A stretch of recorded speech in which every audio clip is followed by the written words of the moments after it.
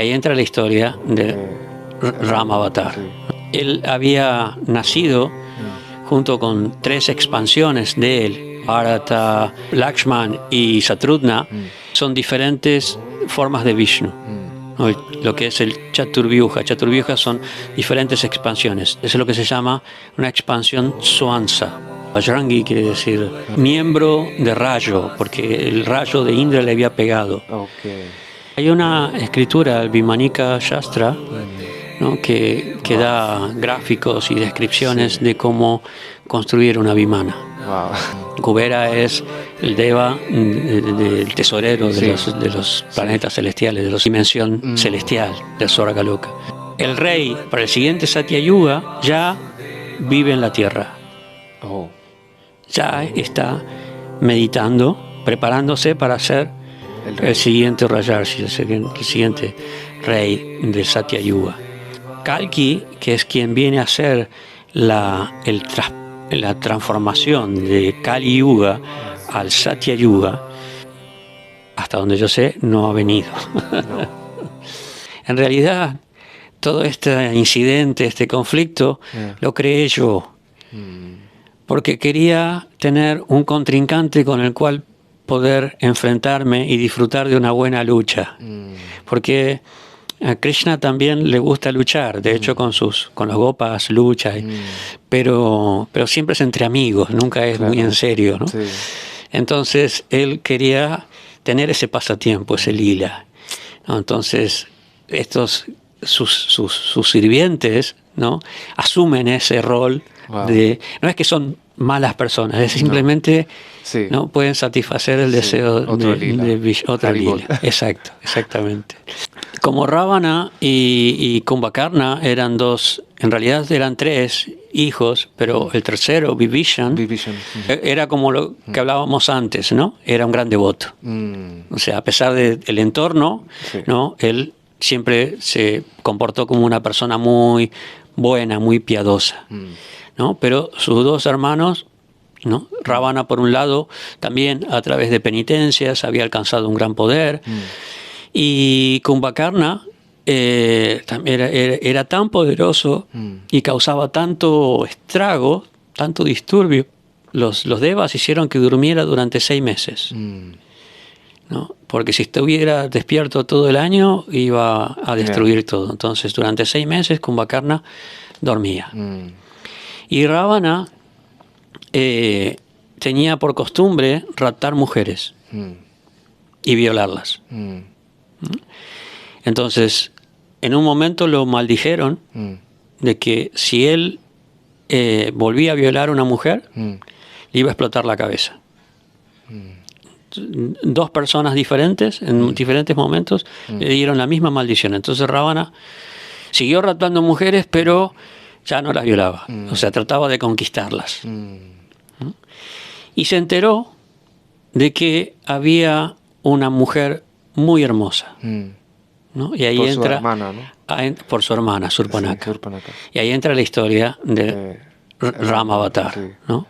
Que él había nacido junto con 3 expansiones de él, o sea, sus 3 hermanos, Bharata,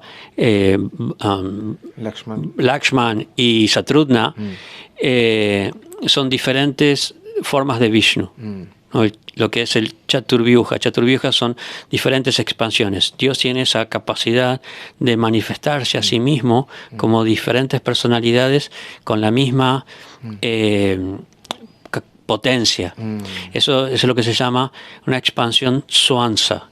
Wow. ¿No? Cuando Vishnu se expande y sigue siendo Vishnu, ¿no? Y después están las expansiones Vivinansha, que son nosotros, somos los seres. O sea, nosotros somos expansiones de él, pero sin su poder. Nuestro poder es limitado. Interesante. Y también el Lakshman se dice que es el avatar de Shesh, ¿no? O es un formato. Sí, Shesha es una expansión, su primera expansión. O sea, si nosotros tomamos a Krishna como el origen, como el Bhagavad Purana lo menciona como el origen de todas, Balaram es su primera expansión. Y de Balaram surgen todos los Purusha avatars, Shesha y Lakshman en este caso, ¿no? Eso es un avatar de Shesha. Bharata y Satrugna son expansiones de Aniruddha y Pradyumna, que son otras formas de Vishnu. Entonces, Dasarat no tenía hijos. Tenía 3 esposas, pero no tenía hijos. Y él, bueno, celebró un gran sacrificio, un gran yagya. ¿Ashwamedha yagya o no era eso? No recuerdo si era un Ashwamedha, no estoy seguro. Pero de ese sacrificio obtuvo un amrita, un néctar, que él compartió con sus esposas, ¿no? Le dio la mitad a su esposa favorita, la otra mitad a su esposa mayor, y las 2 compartieron con su tercera esposa. Entonces, de las 3 nacieron sus 4 hijos, ¿no?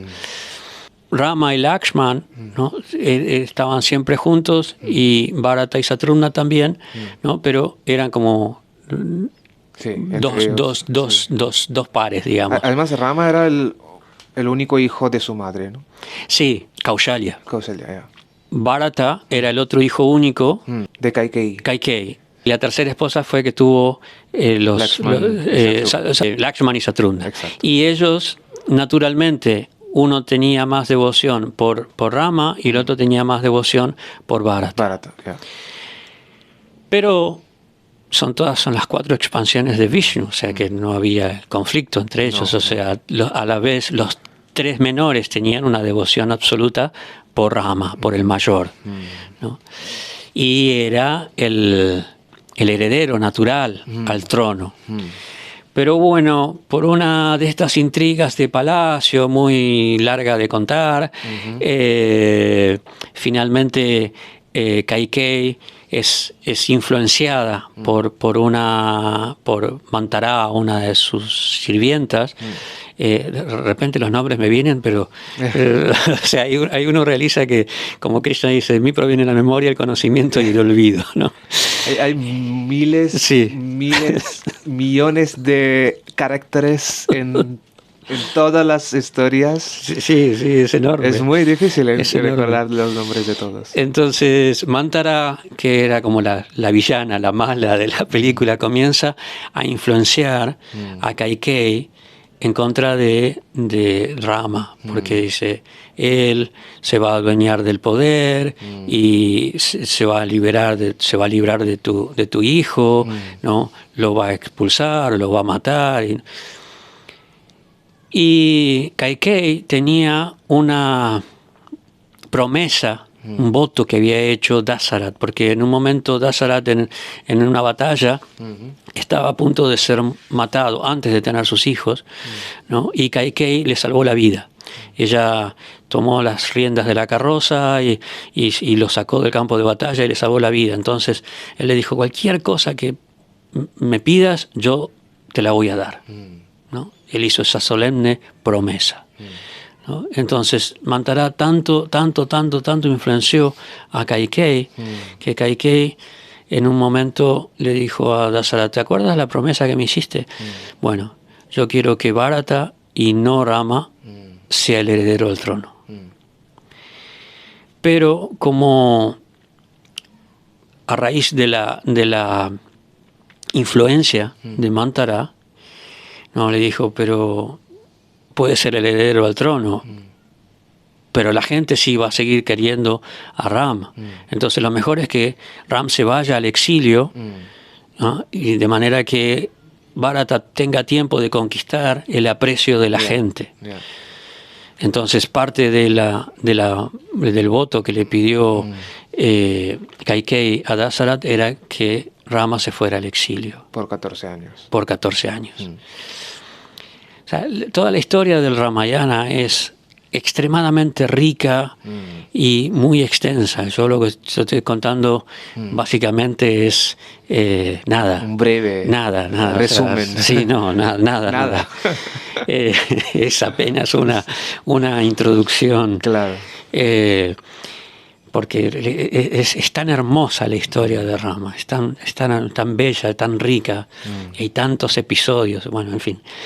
Entonces, finalmente, Dasarat no se ve, a pesar de que no quería, no le queda más remedio para cumplir con su palabra que de pedirle a Ram que se vaya. Y Ram, a pesar de que incluso Dasarat después se arrepiente, le dice, no, por favor, no te vayas, porque no puede tolerar la partida de Ram. En Raghukula se dice, ¿no?, que Jan jaye par vachan na jaye. Es una de las líneas. Una de las líneas que dice que vaya la vida, pero no la palabra. Eso. Sí, Entonces, él quería mantener la promesa de su padre, se fue. Exacto.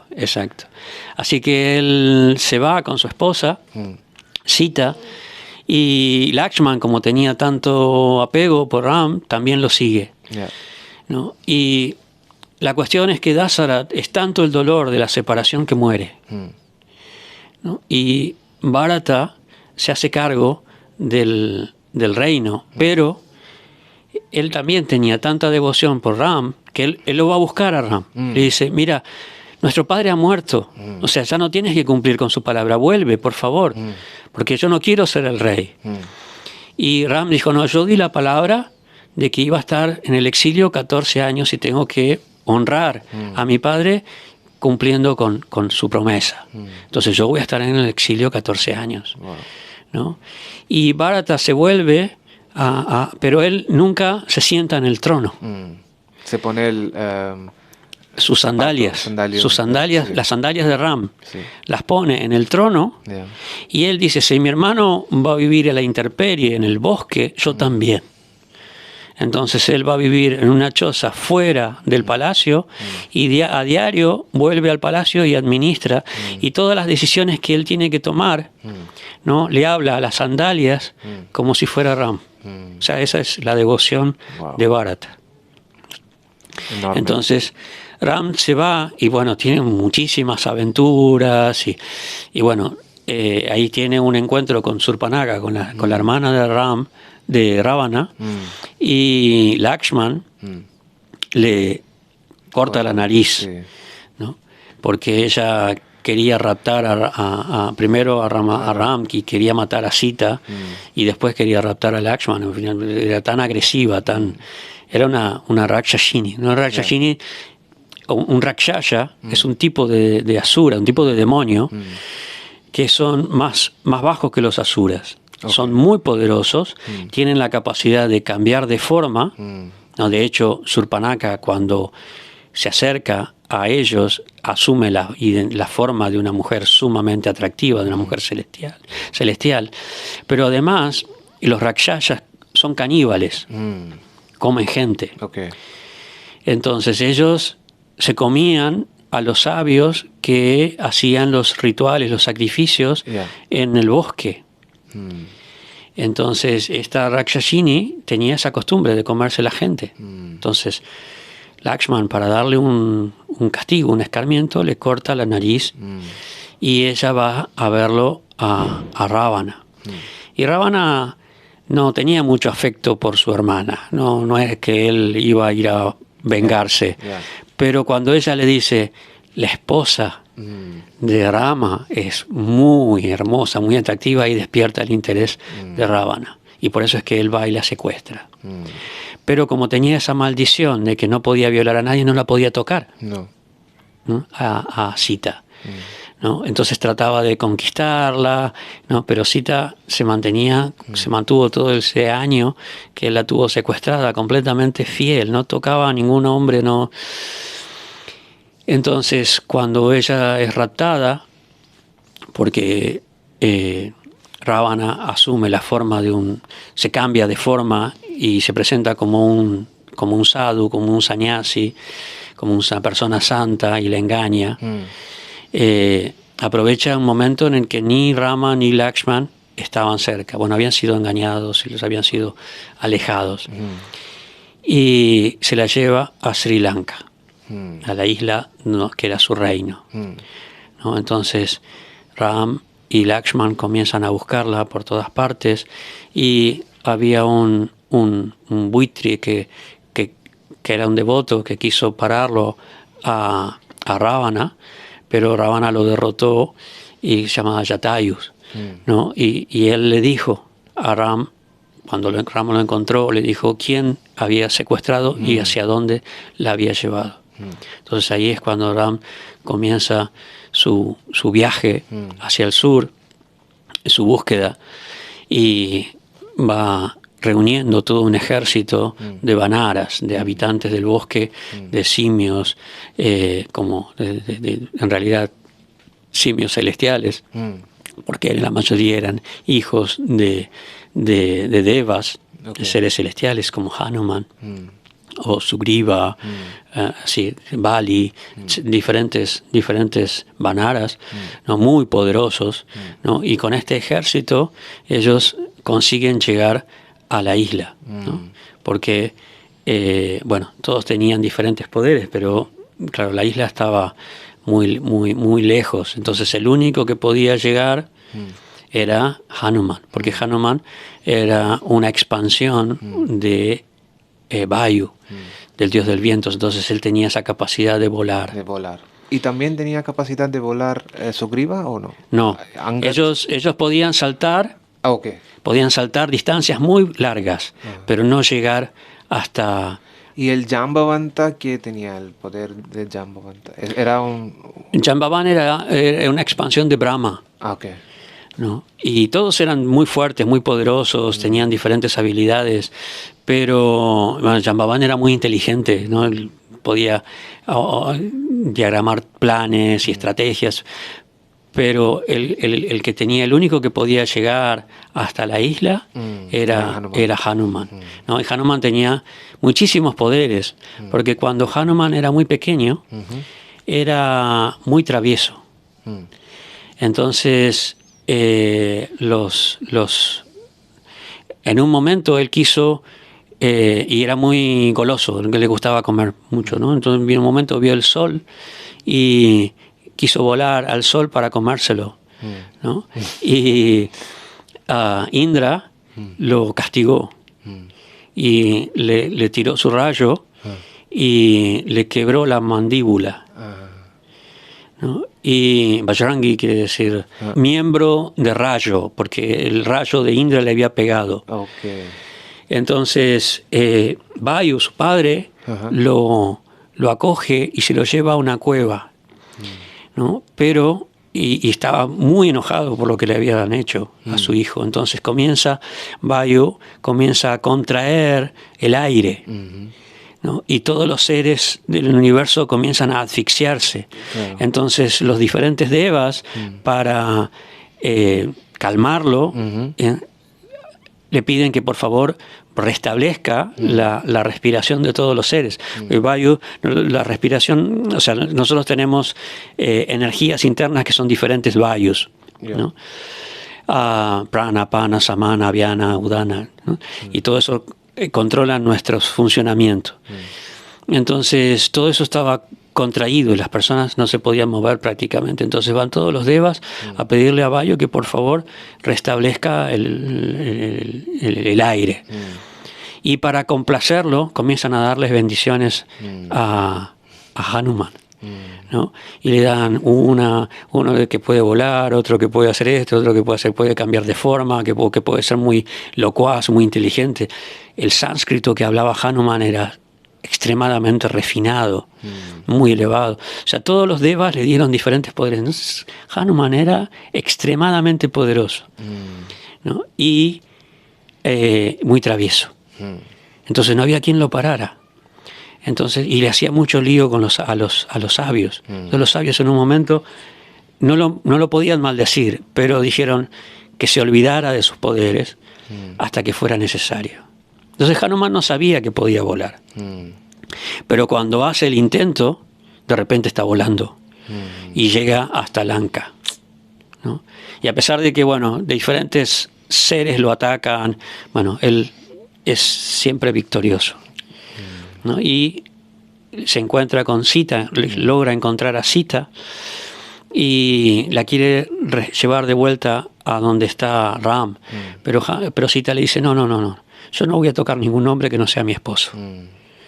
¿No? Entonces yo no me voy a subir en tu espalda ni nada. Hasta que no venga Ram acá, yo no me voy.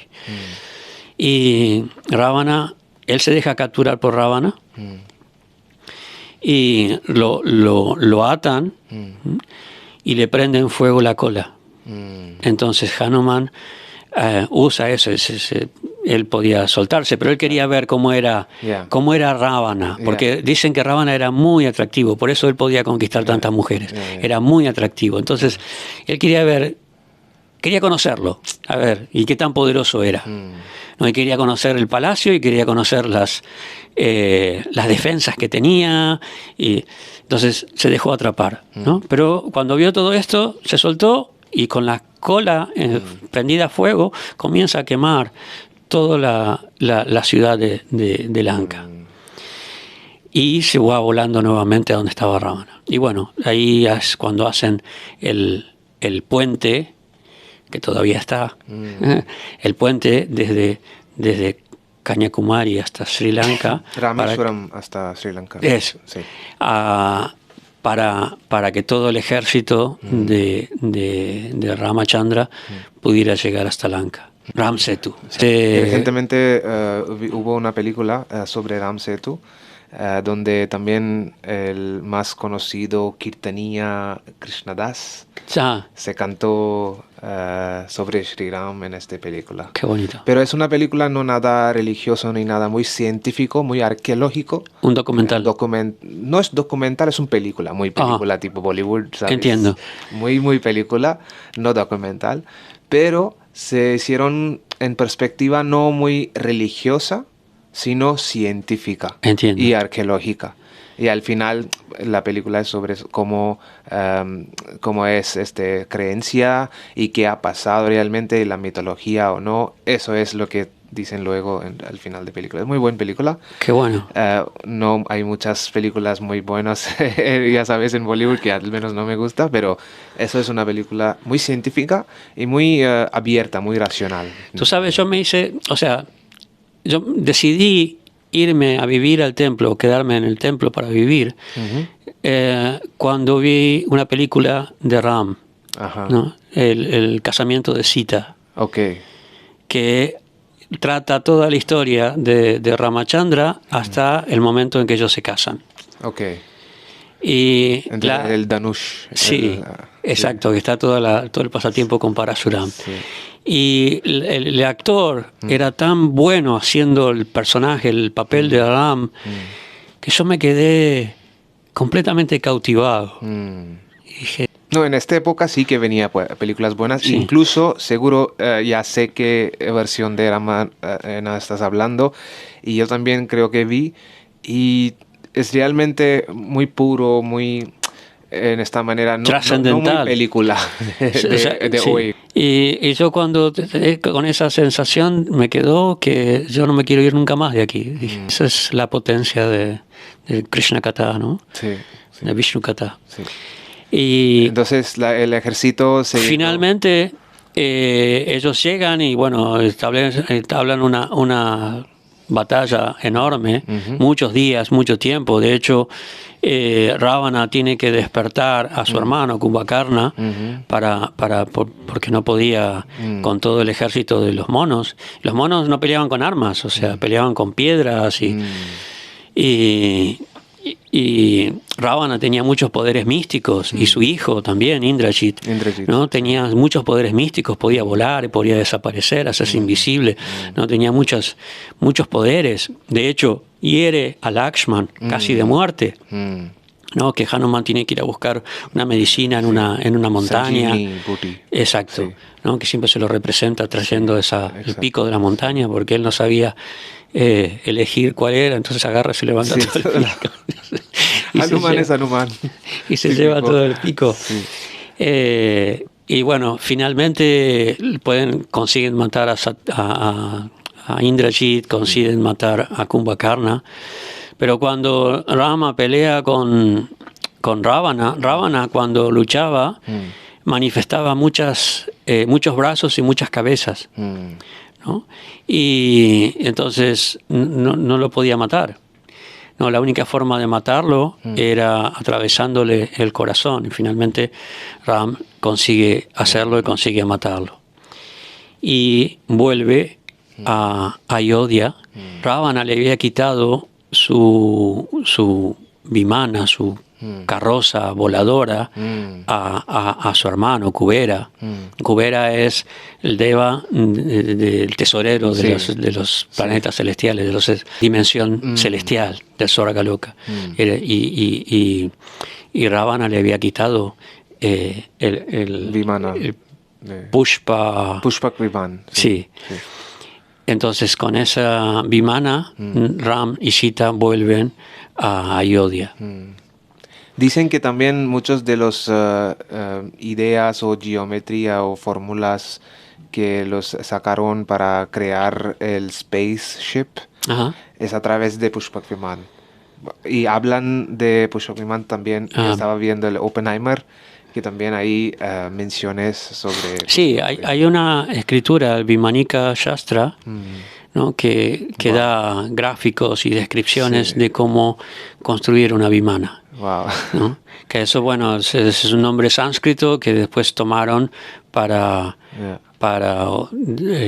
denominar a las naves espaciales, ¿no? Entonces también era el día cuando celebramos el Diwali, cuando ellos regresan. Sí, exactamente. A Ayodhya, la idea, por un lado, de Diwali es el triunfo del bien sobre el mal, ¿no? O sea, el triunfo de Ram sobre Ravana. Sita es Lakshmi, entonces también tiene relación Diwali con la aparición de Lakshmi. Y se dice que en Ayodhya, cuando escucharon, ¿no? el regreso de Ram, ¿no? Todos comenzaron a prender luces para indicarle el camino a Ram. Entonces, Ayodhya se llenó de iluminación. No tiene varios significados, ¿no? Así de la historia y simbólicos, y de esa manera para señalar a dónde estaba, como un faro, ¿no? Dónde estaba, a dónde tenía que dirigirse Ram, y por eso es que en recordatorio a eso, en Diwali se prenden todas las luces, se ilumina todo, ¿no? Para traer luz al mundo, para mostrar el triunfo del bien sobre el mal y para traer a Dios de vuelta al corazón, ¿no? A nuestro hogar. Entonces, Matsya, Kurma, Varaha, Nrsimha, Vamana, Rama. Y en realidad antes de Ram estaba Parashuram. Ah, sí, cierto. Correcto. Parashuram es muy especial. Yo te decía que hay dos tipos de expansiones. El Swansa, que es Vishnu mismo, que se expande como sí mismo, y Vivinansa, que son las expansiones parciales, que son los seres. Entonces eso da origen a otro tipo de avatar, que es el Shakti Avesha Avatar. Shakti Avesha Avatar quiere decir que tiene la presencia de Vishnu en la forma de su energía, de su poder, ¿no? No es Vishnu completamente, no tiene todos los poderes de Vishnu, pero tiene un poder específico para cumplir una misión. Es un Shakti Avesha Avatar. Parashuram es un tipo de Shakti Avesha Avatar. Parashuram es alguien que nació en una familia de brahmanas, pero con cualidades de kshatriyas, ¿no? Por una confusión que hubo, ¿no? Que se mezclaron la ofrenda de un brahmana con la de un rey, una historia larga de contar. La cosa es que Parashuram nació como el hijo de Yamadagni, un poderoso brahmana, ¿no? Ritualista que realizaba grandes sacrificios, pero con una habilidad particular para manejar las armas, el arte militar, ¿no? Y Parashuram quiere decir que es muy hábil en el manejo del hacha, era su arma. En un momento el Yamadagni tenía una vaca Surabhi, una Kamaden, una vaca que daba muchas bendiciones y mucha opulencia. Entonces un rey, Kartaviri Arjuna, se puso muy envidioso y se la robó, ¿no? Entonces Parashuram la fue a buscar y bueno, tiene una gran lucha con el rey, lo mata, él recupera la vaca, la Kamadhenu. Kartavirya-Arjuna era muy, muy poderoso, tenía muchos poderes místicos. De hecho, fue uno de los pocos que pudo derrotar a Ravana. Eran contemporáneos. Okay. ¿No? Pero bueno, Parashuran lo mató. La misión de Parashuran era que en ese momento en la tierra había demasiado poder militar. Y los kshatriyas, los guerreros, se habían corrompido por el poder. Y lo único que hacían era luchar y oprimir a la gente. Entonces, Parashuran viene para purificar los linajes de los kshatriyas, de todos esos guerreros corruptos. Por eso es que la historia empieza con Kartavirya-Arjuna. Okay. ¿No? Entonces, cuando mata a Kartavirya-Arjuna, primero le corta todos los brazos, tenía muchos brazos más que Ravana. Y primero acaba con Kartavirya-Arjuna, y después los hijos de Kartavirya-Arjuna van y matan a Yamadagni en venganza. Entonces Parashuran extermina a todo ese linaje de los hijos de Kartavirya-Arjuna, y a todos los que van surgiendo después, ¿no? Todos los otros kshatriyas, todos los otros guerreros que estaban así, tenían las mismas inclinaciones, la misma tendencia, que solamente usaban su poder para oprimir y para controlar y para gobernar despóticamente, ¿no? Tiránicamente. Entonces él va exterminando, ¿no? 21 generaciones de kshatriyas. Por eso que cuando se encuentra con Rama, que era un kshatriya, tienen un enfrentamiento. ¿No? Pero él en un momento toma conciencia del poder de Ram, y que Ram no es un kshatriya, sino que es Vishnu. Entonces él, porque Ram en el casamiento, en el Swayamvara de Sita, rompe la prueba que él tenía que hacer, era tensar el arco de Shiva, y Ram no solo que lo tensa, sino que lo rompe, ¿no? Entonces, y como Parashuran considera que esto es una ofensa a Shiva, ¿no? Él se presenta ahí y lo quiere castigar, pero después él se da cuenta del poder de Ram, y que era Vishnu, entonces ofrece respetos y se retira. Entonces el siguiente avatar es de Krishna, ¿no? Después de Rama. Sí. Parashurama, Rama y Krishna. Cuando en la época del descenso de Krishna también se producía una situación similar, que la tierra estaba siendo agobiada por el peso de las fuerzas militares que había, de tantos guerreros que estaban peleando y causando tanto disturbio, tanto dolor, tanto sufrimiento a la gente.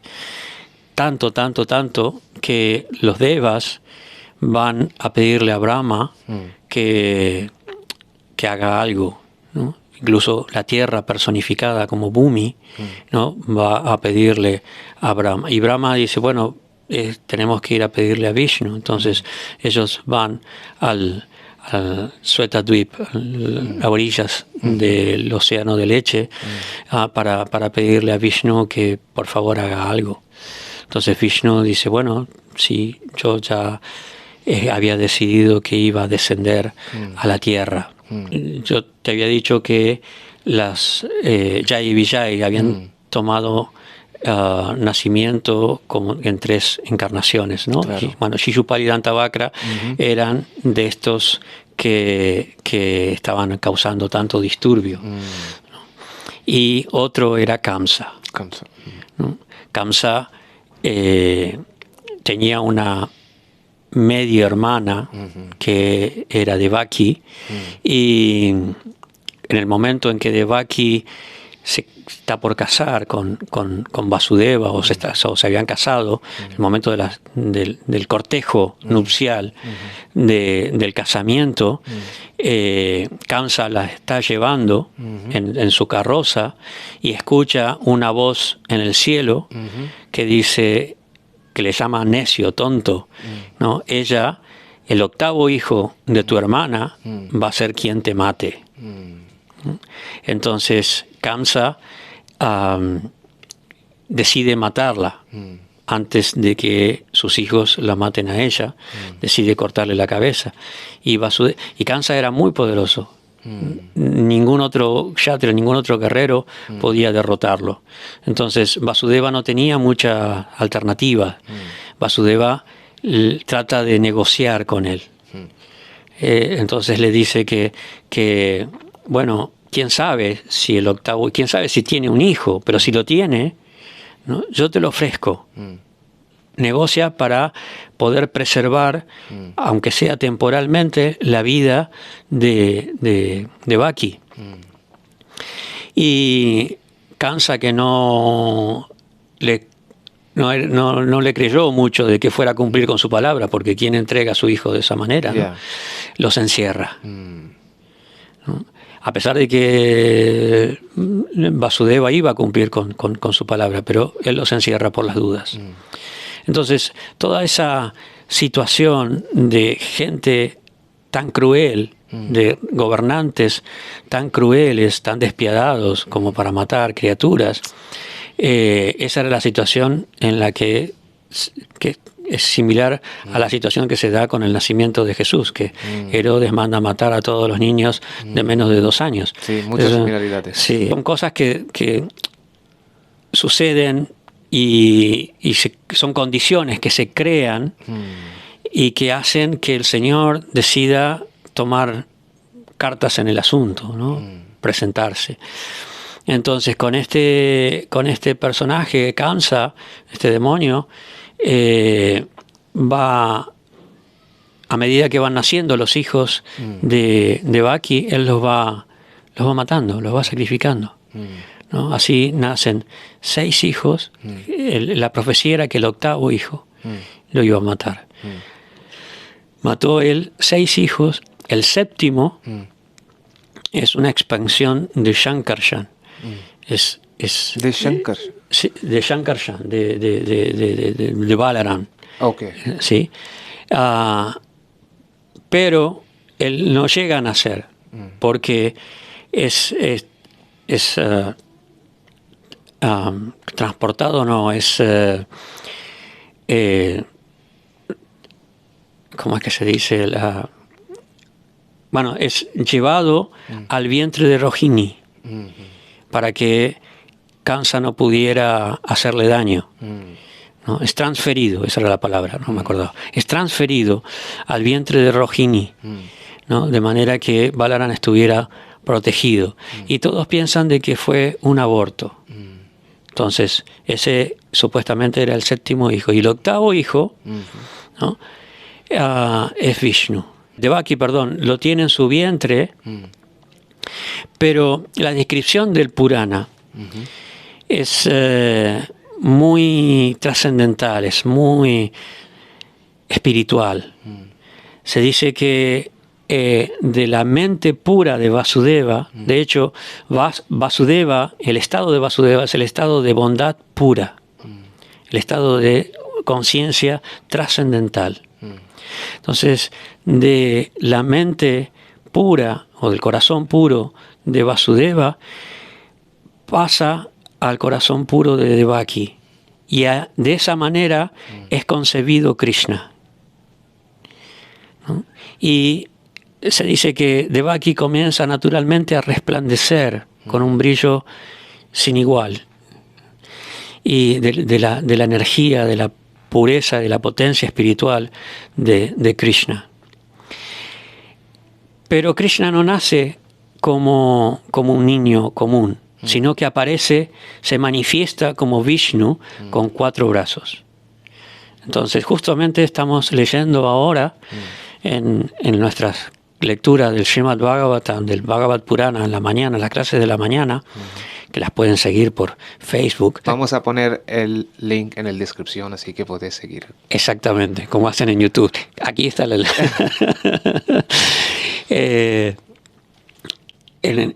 cada día leemos un verso del capítulo. Ahora estamos en el capítulo 3 del Bhagavad Purana, donde justamente se llama la aparición de Krishna.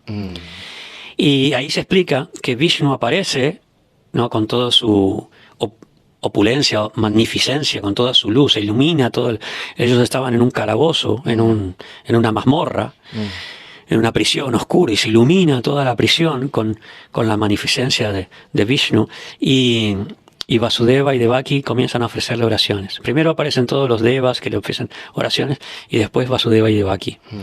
Y Devaki le pide que por favor la proteja de Kansa, pero a la vez le dice, por favor, asume una forma de un niño normal para que yo pueda esconderte. Porque si te ven así, con 4 brazos y todas las joyas y toda tu opulencia, Kansa va a saber que eres Vishnu y te va a matar. Entonces, disfrázate como un niño normal para que yo te pueda esconder. Y eso es muy interesante, que por un lado, esa es la relación entre el devoto y el Señor. Por un lado, el devoto le pide ayuda, pero por otro lado, lo quiere servir. Ella le pide que la proteja, pero por otro lado quiere proteger. No, ese es el amor de madre, que Devaki sabía que este es Dios, que este es Vishnu, pero a su vez ella tenía el sentimiento de madre, ¿no? Y quería protegerlo. Entonces él le dice, bueno, no, ahora lo que tienen que hacer, en este momento, en Gokula, que estaba del otro lado del Yamuna, Yasoda, la esposa de Nanda Maharaj, que es el rey de los pastores, ¿no? Está teniendo una hija. Tú me llevas a su casa y me cambias por la hija de Yasoda, ¿no? Y traes a la niña aquí.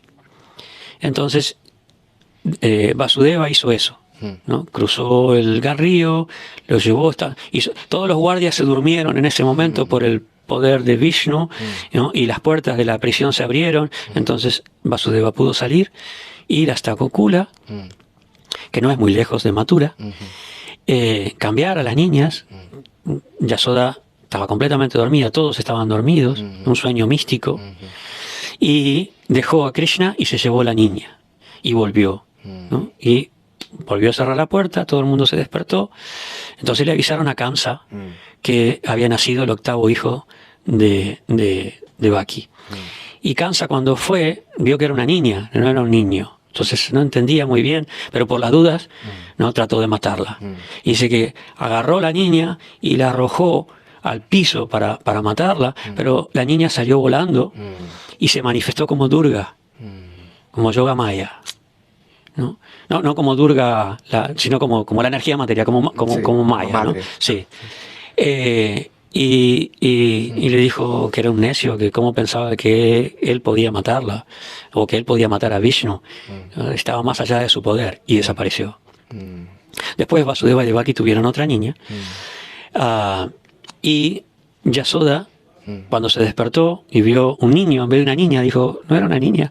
No, pero ella pensó que, ¿no? Krishna todo el tiempo la confundía, ¿no? con su poder, ¿no? Ilusorio, la confundía a Yasoda. Y lo único que importaba era que Yasoda tenía un amor maternal tan grande, que era mucho más importante que el hecho de que su hijo era Dios. Yasoda nunca vio, ni ninguno de los habitantes de Vrindavan vieron a Krishna como Dios. Para ellos, lo más importante es que Krishna es Krishna. Lo de Dios es secundario. No están enamorados de Él porque sea Dios, están enamorados de Él por Él mismo, por sus cualidades, por su amor, por su bondad, por todas las cualidades de Krishna, ¿no? Y eso es muy importante en nuestra tradición, ¿no?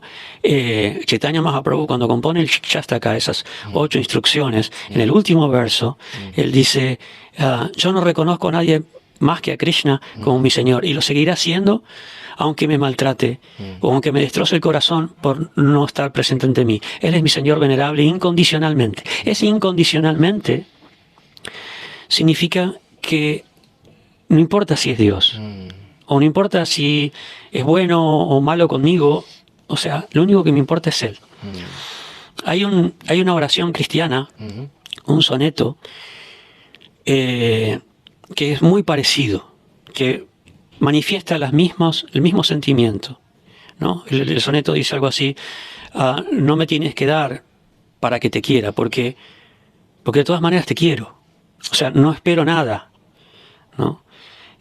Aunque me vaya al infierno o aunque no hubiera cielo, igual yo te seguiría queriendo, ¿no? Lo estoy parafraseando, el soneto es muy extenso y es muy bonito, pero representa ese amor incondicional, ¿no? Eso es algo que en nuestra tradición Chaitanya Mahaprabhu resaltó mucho, porque ese es el humor de Krishna.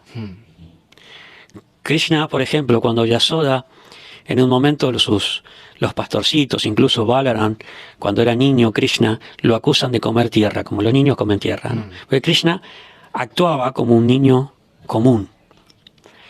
Entonces Yasoda le dice, bueno, a ver si es cierto, abre la boca. Y cuando Krishna abre la boca, comienza a ver todo el universo dentro de la boca de Krishna. Wow.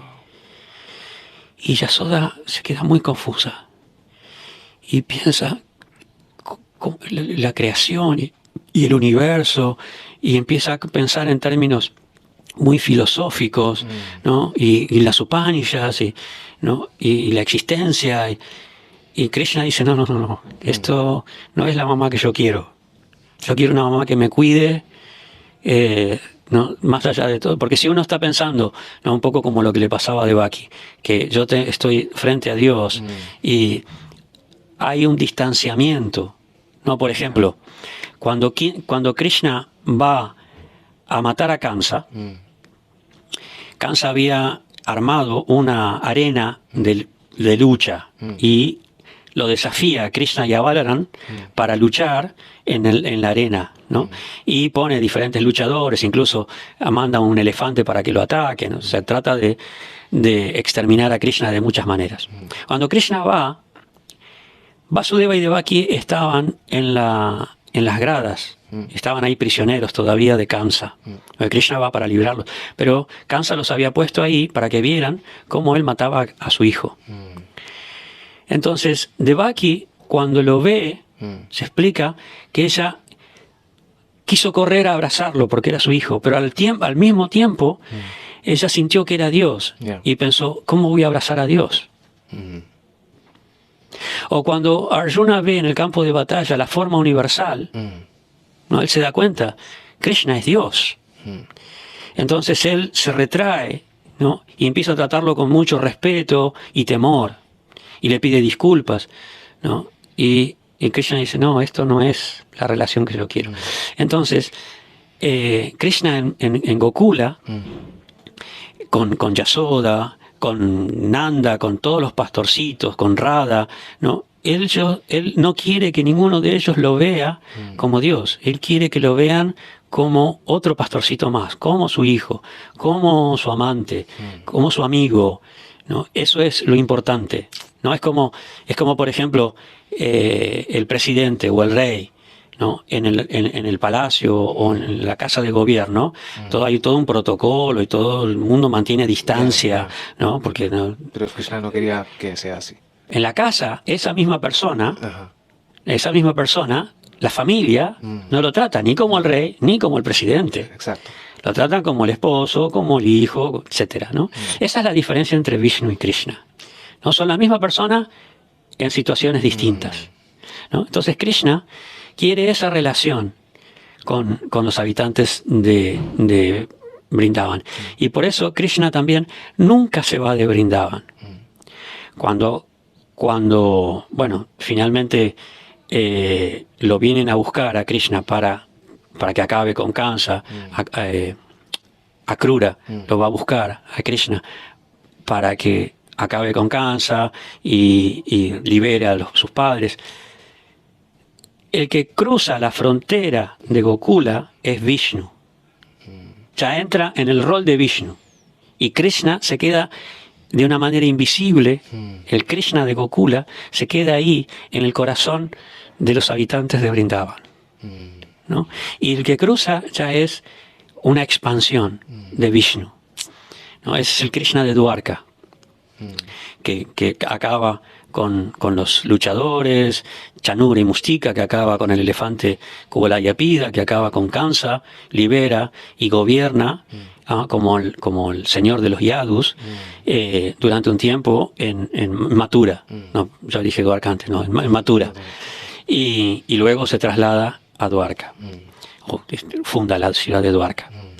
Entonces, esas es las diferentes relaciones que tienen los distintos devotos con el Señor. Y Él se adapta a cómo nosotros queremos adorarlo. Si lo queremos adorar como nuestro amigo, nuestro hijo, nuestro padre, así nuestro amo, si lo queremos adorar como Dios omnipotente y majestuoso. Esa es la forma en que Él se presenta con distintos avatars. ¿No? Naturalmente, hay quienes van a sentirse mucho más atraídos por Ram que por Krishna. Chaitanya Mahaprabhu tenía 2 discípulos, Rupa y Sanatan, que eran hermanos. Okay. ¿Sí? Y tenían un tercer hermano, Anupama, que Rupa y Sanatan eran devotos de Krishna, pero Anupama era devoto de Ram. Entonces, ellos le predicaban, no, tú tienes que adorar a Krishna, ¿no? Y eran los hermanos mayores, y eran como los gurus. Entonces, Anupama dijo, él trataba de seguir, pero su corazón se sentía más atraído a Ram. Él decía, yo entregué mi vida a Ram, yo no puedo cambiar. Entonces no puedo seguir la instrucción de mis hermanos, yo voy a acabar con mi vida. Y ellos le dijeron, no, está bien, no es para tanto, ¿no? Entonces cuando Rupa Goswami le contó a Chaitanya Mahaprabhu esto, Chaitanya Mahaprabhu dijo, es que no tiene por qué cambiar. Eso es su raza, su relación con el Señor. Él es un devoto de Ram. Yeah. Y es lo mejor para él, ¿no? Porque el Señor se manifiesta de tantas maneras distintas para interactuar, para relacionarse con muchos devotos distintos.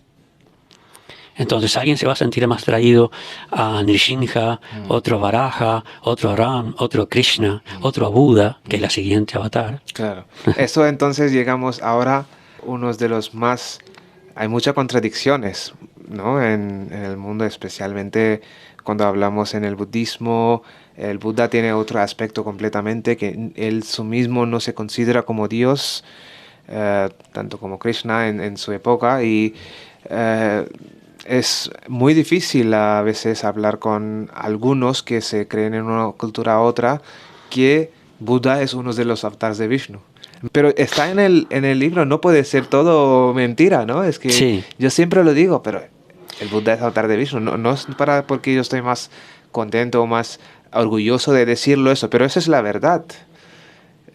Pues explícanos todos, por favor, un poquito. Sí, esto tiene relación a lo que te decía antes, que las historias se repiten, pero no igual, no exactamente igual, ¿no? Por ejemplo, en el Bhagavad Purana, las descripciones de Buda que se dan son muy diferentes. Hay 2 descripciones de Buda, 2 Budas distintos. Un Buda se habla de que vino para acabar con un asura, un Danava, un tipo de asura, que había construido unas naves especiales y estaban sometiendo a la tierra. Entonces, es una descripción muy pequeña, muy cortita, ¿no? Y después, la otra descripción que se da de Buda, se menciona los padres y el lugar de nacimiento y no tienen nada que ver con el Buda que nosotros conocemos, el último Buda, digamos. Srila Bhaktisiddhanta Saraswati, el maestro espiritual de Srila Prabhupada, Srila Bhaktisiddhanta Saraswati Prabhupada, ¿no? Tenía el mismo título, él dijo, no son la misma persona, es otro Buda, este último es otro Buda, ¿no? Que tenía otra misión. Entonces el Gautam Buddha es diferente de la Buddha que estamos... Que figura en las Puranas. Okay. Así como el otro venía para destruir a las naves, este viene para acabar con la matanza de animales. Porque en los Vedas se menciona un tipo de sacrificio, el Gojagya, que se sacrifica a la vaca. ¿No? Pero cuando se hace eso solamente para comer la carne, por gula, por lujuria, no como ofrenda, entonces eso es muy irreligioso. O sea, ya es algo malo no seguir los principios religiosos, pero seguirlos de una forma desvirtuada, ¿no? Por intereses, es mucho peor. O sea, corromper los sacrificios, corromper los rituales religiosos por lujuria o por intereses materialistas es muy malo. Entonces es una hipocresía, es una mentira. Es una mentira directamente a Dios, así de cara a cara, ¿no? Entonces Buda viene y dice, no sigan los Vedas, ¿no? Y tiene mucha relación con este Buda también, ¿no? Porque de esa manera, al seguirlo a él, ¿no? Están siguiendo a Vishnu. Entonces, de una manera un poco indirecta, ¿no? Están siguiendo un principios morales, están siguiendo principios religiosos, ¿no? Si bien no son de adoración directamente a Dios, porque, bueno, ese Buda y el Gautama Buda, lo que hacía en realidad era no entrar en la discusión de la existencia. Hay otra situación, que es la especulación árida en temas filosóficos, ¿no? Él da un dharma que es mucho más empático, mucho más misericordioso al sufrimiento de la gente, ¿no? Es algo en contra, por ejemplo, del sistema de clases, de castas, ¿no? Que cualquiera puede practicar el Dharma budista, ¿no? Sí. Y él como que anula un poco la discusión de las Upanishads, ¿no? Porque cuando un tema se vuelve una discusión árida, que no tiene una aplicación práctica, real, para el beneficio de la gente, no sirve. Exacto, ¿no? Un poco lo que hablábamos la vez pasada de la filosofía occidental, que a veces no tiene una aplicación práctica, ¿no? Entonces, él dice, este Buda, Gautama Buda, dice, lo importante es el sufrimiento de la gente. No, ¿qué va a pasar después? No, bajemos a tierra, ¿no? Situémonos aquí y tratemos de aliviar el sufrimiento de la gente. Entonces él da el cuádruple, las 4 nobles verdades y el óctuple sendero. Y cuando le preguntan acerca del alma, que era la discusión ahí upanishádica, si el alma es igual a Dios, o si es diferente de Dios, o si existe el Atman o no existe, él no responde, él ni siquiera entra en la discusión, ¿no? Y después concluyen de que, bueno, no existe porque él no dijo nada. Pero él no dice no existe en ningún momento. Él simplemente mira la flor, ¿no? Y sonríe y no responde. Entonces, por un lado, no está negando el principio del Atma, del alma, y tampoco entra en la discusión. Entonces, él encuentra otro camino, ¿no? Que es el camino de la moral, de comportarnos correctamente, con misericordia, etc. El karma, que es lo que estamos hablando. Exacto. ¿No? La importancia de los deseos, lo negativo de los deseos, y no la recta conciencia, etc. Nos Ahora queda uno. podemos hablar de la una, que lo que queda, ¿cierto? De Kalki, que no sé si ya tenemos este avatar. Bueno, no, a ver, se dice que el rey para el siguiente Satya Yuga ya vive en la tierra. Ya está meditando, preparándose para ser el siguiente Rajarsi, el siguiente rey del Satya Yuga, ¿no?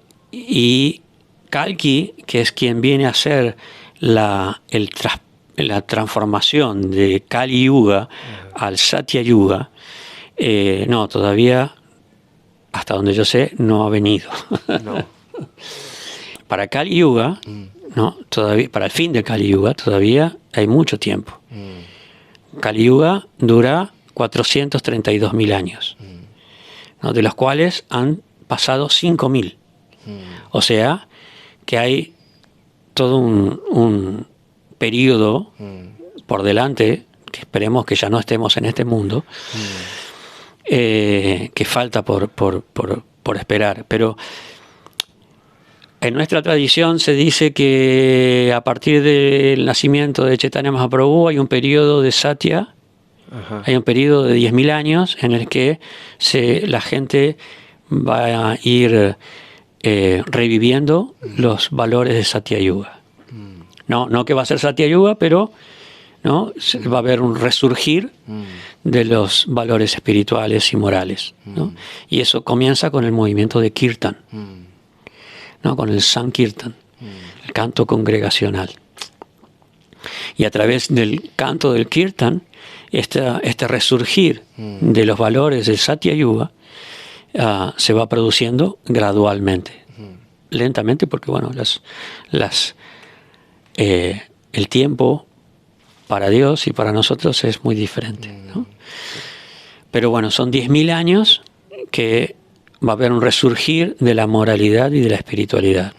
Y al final de esos 10.000 años comienza otra vez Kali Yuga con su degradación gradual, hasta que al fin del Kali Yuga la degradación del ser humano es tan grande, hay descripciones en el Bhagavad Purana que dan miedo, ¿no? Peor que Walking Dead. Kalki Avatar viene, y es interesante que las descripciones son muy parecidas a las que se dan en el Apocalipsis de la Biblia, ¿no? Con un caballo blanco, con una espada de fuego, ¿no? Comienza a acabar. Comienza a acabar con toda esa impiedad, con toda esa maldad, y quedan muy pocas personas que todavía mantienen principios morales, que son los que van a hacer resurgir nuevamente el Satya Yuga. En el Satya Yuga hay muy poca gente en el mundo, ¿no? Los habitantes son muy pocos, pero son muy avanzados espiritualmente. Entonces, para un poquito de hacer un resumen de todos los avatars de Vishnu en sus manifestaciones con característica humana, divina, que me estabas contando, ¿no? Primero, ¿cuál es el avatar más famoso, más seguido, digamos? Sí. ¿Y qué sentimiento tiene hoy en diariamente a la población? ¿Cómo influencia, digamos, mejor dicho, la vida espiritual de gente actual que sigue estos avatars de Vishnu? Yo no tengo cifras, no te puedo decir tanta gente sigue a Ram, tanta gente sigue a Krishna, pero en mi experiencia, lo que yo he visto en la India, es que Sri Ram encarna el ideal de ser humano, el ser humano perfecto. Entonces es un modelo para los hindúes en general. Y muchas veces no llegan a entender completamente el comportamiento de Krishna. Yo he escuchado muchas veces que cuestionan las cosas que Krishna hacía, ¿no? Por ejemplo, que tuviera tantas esposas. Ram tuvo una sola esposa. Él hizo el voto de Eka Patnivrata. Incluso renunció a su esposa por el bien de sus ciudadanos, ¿no? O sea, la negación, la entrega de Ram hace que dentro del hinduismo quizás sea más respetado, más apreciado que Krishna, ¿no? Krishna es muy valorado, por ejemplo, por el Bhagavad Gita, ¿no? El Bhagavad Gita para la gente es único, ¿no? O sea, no hay, que yo sepa, literatura tan completa, en tan poco contenido, en tan poco volumen, que abarque tantos temas, tan completa, tan perfecta, ¿no? Y eso hace que la gente aprecie y valore mucho a Krishna. Pero hay muchas cosas de Krishna que no entienden.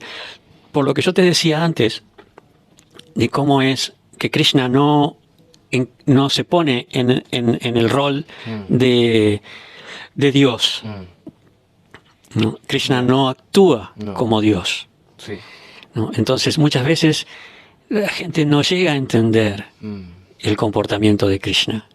Que Krishna puede ser contradictorio. Incluso Arjuna, en el Bhagavad Gita, dice: me han confundido tus ambiguas instrucciones. Lo está llamando de ambiguo. ¿No? No es fácil entender a Krishna. Krishna es un misterio. Sí. Krishna solamente puede ser entendido por amor.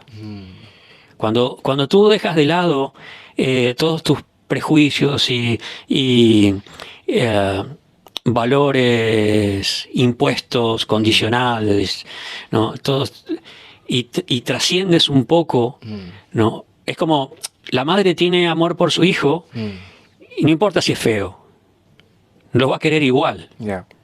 ¿No? Para ella va a ser el hijo más bello del mundo, la persona más hermosa, aunque sea feo. ¿No? Eso es el amor. ¿No? El devoto de Krishna ama a Krishna y todo lo que hace le parece maravilloso. ¿No? Hay una historia, no sé, a ver si es un cuento.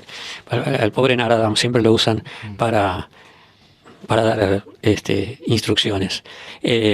En una ocasión, Narada le preguntó a Vishnu, de repente no lo cuento exactamente como lo escuché, pero bueno, lo importante es el mensaje. Le dice a Vishnu que había una persona que era un comerciante que Vishnu le daba, un poco parecido a la historia de Job, ¿no? Que Vishnu le daba así muchas bendiciones. Y Vishnu le dice: porque es un buen devoto. Y tiene mucha fe, tiene una fe inquebrantable en mí. Entonces, y Narada dice que no le cree mucho. Y bueno, dile que ve a visitarlo y dile que estuviste conmigo. Entonces él va a visitarlo y él, creo que era un sastre o alguien así. Y Narada le pregunta, ¿no? ¿Cómo está? Y va a hacer un intercambio ahí de saludos. Y entonces el sastre le pregunta si lo ha visto a Vishnu. Y dice: sí.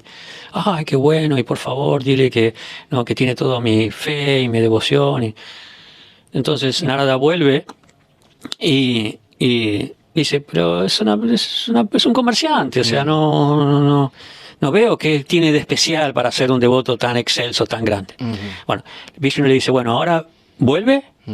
Y cuando te pregunte qué estaba haciendo yo, dile que estaba pasando un elefante por el ojo de una aguja. Entonces, nada, dice: pero o sea, eso no se puede hacer. Como eso no puede pasar un elefante por el ojo de una aguja. Es ridículo, ¿no? Entonces, Vishnu dice: tú ve y dile esto. ¿No? Entonces Narada va y cuando el sastre le pregunta, ¿no? ¿Qué estaba haciendo Vishnu? ¿No? Y se estaba pasando por un elefante por el ojo de una aguja. Y el sastre dice: ¡ah, qué maravilloso que es mi señor las cosas que hace! ¿No? Y se llena de júbilo y ahí Narada entiende, ¿no? Que esa fe inquebrantable, esa fe de poder hacer posible lo imposible, ¿no?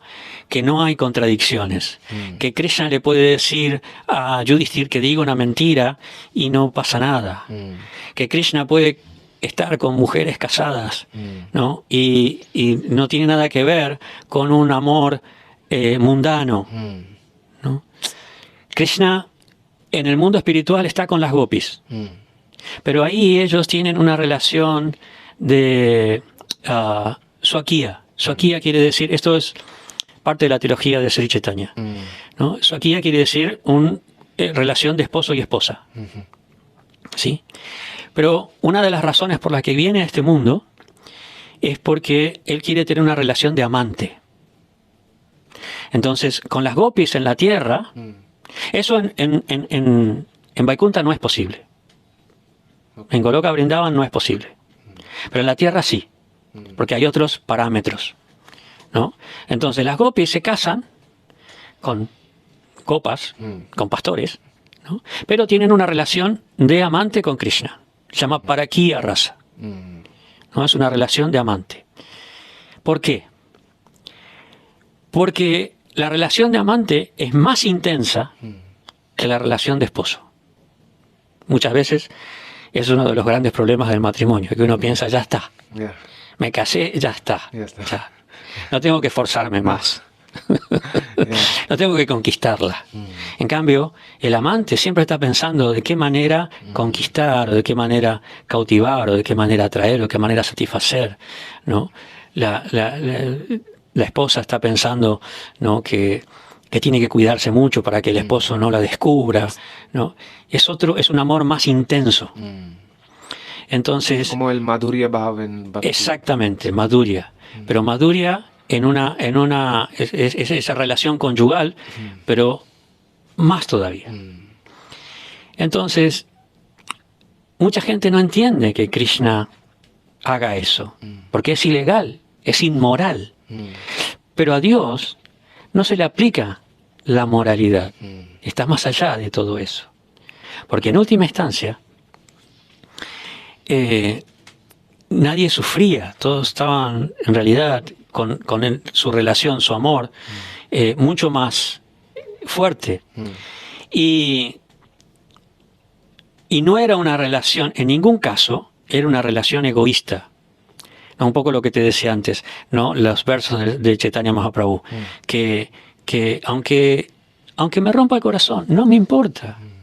Él es mi Señor venerable incondicionalmente, ¿no? Esa es la actitud de las gopis. Sí. Las esposas de Dwarka no eran así. Las esposas de Dwarka le ponían más, lo ponían más en aprieto a Krishna, ¿no? Por ejemplo, la hija de Jambavan, ¿cómo era? Jambavati. Era muy exigente, muy demandante con Krishna, y había otros limitaciones, restricciones, otros límites que en Brindavan no. Entonces, muchas veces, mucha gente en la India me dijo, pero Krishna tuvo 16.000 esposas, ¿cómo puede ser que tenga tantas esposas? ¿No? O ¿cómo puede ser que le haga mentir a Yudhishthira? O ¿cómo puede ser esto? ¿Cómo puede ser lo otro? Entonces, Krishna, quizás en cantidad de fieles, no tenga tanto como Ram. ¿Pero por qué? Porque son diferentes aspectos de Dios, ¿no? Pero bueno, eso depende de nosotros, ¿no? Y otras personas se van a sentir más atraídos por Shiva, y otras personas se van a sentir más atraídos por Durga. Y está bien. Pero entre los 10 avatars, ¿no? De los 10 avatars, sí. Más como, entiendo que lo que me dices, entre Rama y Krishna es lo que más, más popular y más seguida para y va a haber devotos de Nishinja, y va a haber devotos de Kurma o de Vamana, y incluso puede llegar a haber devotos de Kalki. ¿Y cómo se influye estos avatares de Vishnu en la práctica espiritualidad de la gente actual? ¿Y cómo crees que se van cambiando tras época, tras tiempo, y cómo se ve ahora que... Sin duda que la influencia de Ram y de Krishna tiene mucho que ver con que están en apariencia humana. Es más fácil sentirlos más cerca, ¿no? Depende un poco de los ideales de cada sociedad, de cada cultura, ¿no? Yo leí, no sé si existirá todavía, que en un momento había un partido político que se llamaba Ram Rajya, ¿no? El reino de Ram. Era un partido político en India que quería restablecer los principios morales del gobierno de Ram. Bueno, eso es el ideal de los partidos políticos de los derecha. Ok. Pero bueno, eso es una influencia natural. O sea, todos queremos tener alguien que nos guíe bien, que nos proteja, que nos cuide. Y en ese caso la personalidad de Ram se ajusta más a eso. O sea, todo depende de nosotros. Varaha, Kurma son formas de Vishnu, pero nosotros nos sentimos más cercanos a formas semejantes a la nuestra. ¿Sí? a pesar de que, bueno, no sé, por ejemplo, Matsya recitó todos los Vedas o Hayagriva también, otro avatar de Vishnu que recitó los Vedas. O sea, Panduranga, Vitala. por ejemplo, ¿no? También, son todas, de hecho, las deidades son avatars también. También son encarnaciones, son manifestaciones de Dios. Entonces, naturalmente, uno se va a sentir más, por su propia naturaleza, se va a sentir más atraído a un avatar que a otro. Entonces, en el caso de Krishna o de Ram, por un lado, que bueno, como son semejantes a la forma humana, tienen más influencia. Por otro lado, depende de lo que nosotros estemos buscando, ¿no? Por ejemplo, en Occidente, que se tiene a la religiosidad, se tiene una visión tan rígida, tan estricta, ¿no? Se busca más un amor un poco más libre, no libre en un sentido hippie, sino un poco menos exigente, ¿no? Krishna se ajusta más a ese tipo de necesidad de las personas en Occidente, ¿no? En cambio, en India, que hay un estándar moral mucho más fuerte, ¿no? Ram encaja mejor. Entonces, eso depende de la sociedad, de la cultura, de las necesidades de ese momento, de esa sociedad. Exacto, como dijiste, el momento me recuerda que también a veces me siento, y no solamente a mí, sino también lo veo en muchas personas, que a veces viene una época de mucho de Ram, otras veces mucho de Hanuman, otras veces mucho de Krishna, otras veces quiere mucho Narasimha, quiere hacer todo el Narasimha Stotra o todas las cosas de otro avatar de Vishnu, o otro dios, o incluso Shiva o Ganesha. Entonces creo que también existe esta parte de que cada persona totalmente pueda tener un tiempo, un momento de mucho, quiere mucho de... En la vida de una persona, también, en la vida de una persona, a medida que va pasando por diferentes etapas, puede sentirse más inspirado por una forma que por otra, ¿no? Entonces, yo cuando leí el Ramayana, o sea, no podía parar, estaba completamente cautivado por Ram. Cuando leí el Chaitanya Charitamrita, o sea, para mí Chaitanya era el sumum bonum, ¿no? Yo puedo decir que no sé cómo siente la gente, cómo están escuchando, pero escuchándote, incluso me pasó la última vez escuchándote sobre mucha historia de los santos y sobre Bhagavad Gita y también sobre karma y muchas otras cosas. Incluso hoy me llevaste en otro plano de existencia, otro plano de conciencia, donde yo me puse a pensar solamente de Matsya, solamente de Kurma, solamente de Parashuram, de Vamana, Entonces, tienes esta capacidad y obviamente no solamente la historia mismo o el Dios, obviamente, creo que también quien está contando la historia también, ¿no? Entonces tú tienes esta capacidad de cautivar y tener la atención perfecta. Entonces yo, incluso todo el mundo que están escuchando seguro están muy, muy agradecidos de poder escucharte. Hoy, de verdad, yo estoy, gracias a Dios por tener este gran posibilidad de realizar este diálogo contigo, donde yo he enterado de las muchas cosas nuevas y aparte vivido esta experiencia total de los diferentes épocas, diferentes yugas, cuando pasaban estas historias de asuras y rakshasas y incluso de los devas, cuando el Dios vino para asegurar la dharma, ¿no? El orden cósmico, lo que hemos empezado de hablar durante Así sí, que... es una de no terminar, porque una cosa te lleva a la otra, te lleva a la otra, te lleva a la otra, y wow, hay por tanto, eso ¿no? tenemos que cortar este diálogo a los dos capítulos. Así que, Muchas gracias, a ti por su tiempo en este momento tan coloroso otra vez. Y lo agradezco mucho a vosotros también por su paciencia. Muchas gracias. Hare Krishna, Haribol, y nos vemos pronto en nuestro siguiente capítulo de podcast. Muchas gracias. Haribol.